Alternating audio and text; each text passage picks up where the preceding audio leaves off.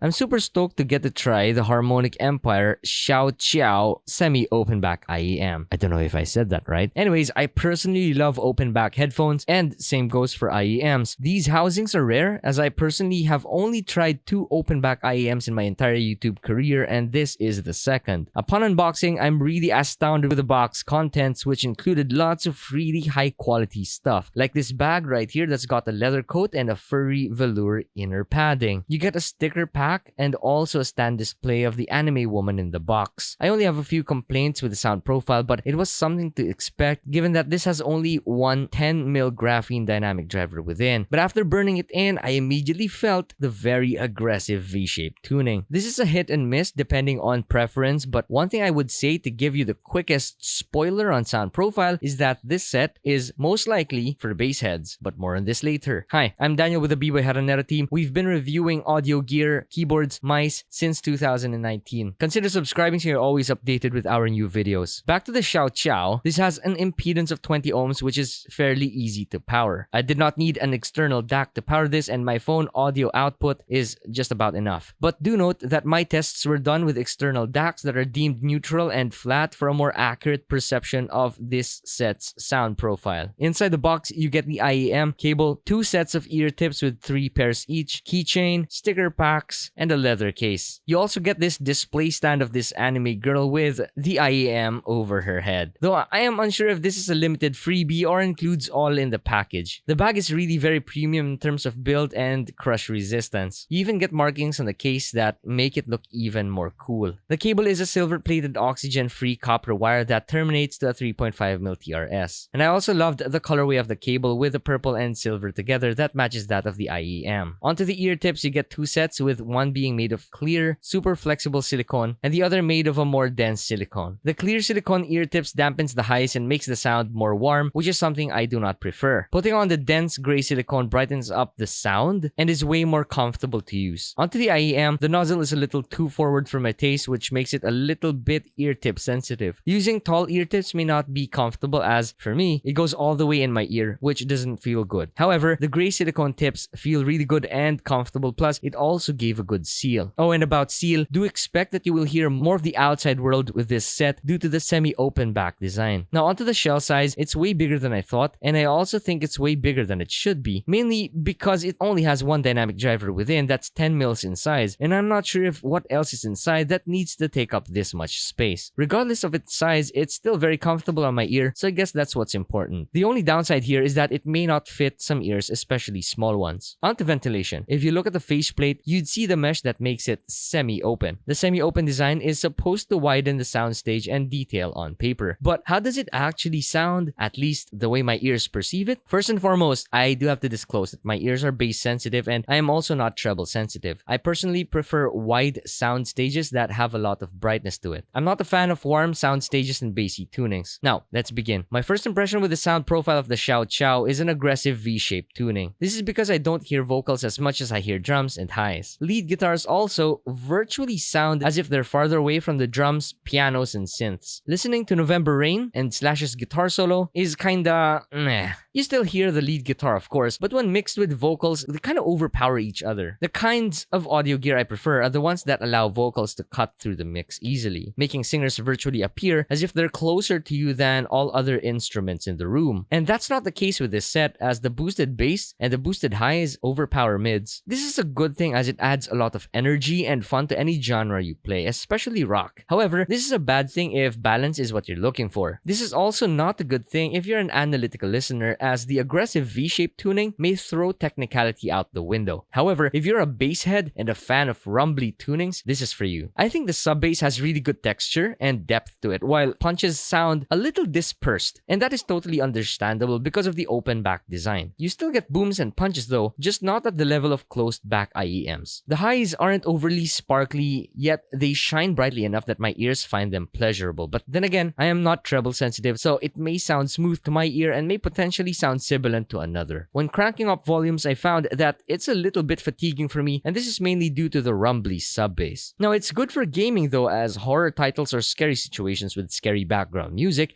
is made even more sinister, where jump scares become more scary for lack of better word. Then for open world games, I found that it performed just okay, though I still would prefer an open soundstage for open world games. And this is mainly because in real life, you don't really hear a lot of bass. The only time I hear bass is through my wife's voice when she scolds me for gaming too much. Then for shooter games, gunshots sound very boomy thanks to the boosted bass. It adds a lot of fullness to the gunshots and explosions. However, with the recessed mids, footsteps may potentially be drowned out in some situations. But this wasn't the case for me, as footsteps are very much present to the set throughout my gaming sessions, and I think it performed surprisingly well. Even when the environment gets busy, I still would hear the footsteps, but I've heard better low-mid performance on other sets. Thankfully, I have the option for equalization, so boosting 200Hz improved footstep projection. If there is one thing I could change on this IEM, I'd add in a balanced armature that focuses in the upper mid-range. This will allow a level of lift for vocals and should somehow improve sound separation and layering. Overall, I think the sound is fun and a little too over-energetic for my taste, but this is all based on preference, as I am an analytical listener, as well, it's my job to critique audio gear. And regardless of my comments for this set, I still do highly recommend this for gamers and bass heads, but not entirely for analytical listeners who prioritize technicality over fun. Basically, the sad dudes like me who listen to music only to critique and analyze audio. I'm sure I missed out on a detail or two, so let me know if you have any questions or if you're looking for specific information. Let me know what I should compare this with. And of course, I will leave links down in the description below on where to get your Harmonic Empire. Xiao.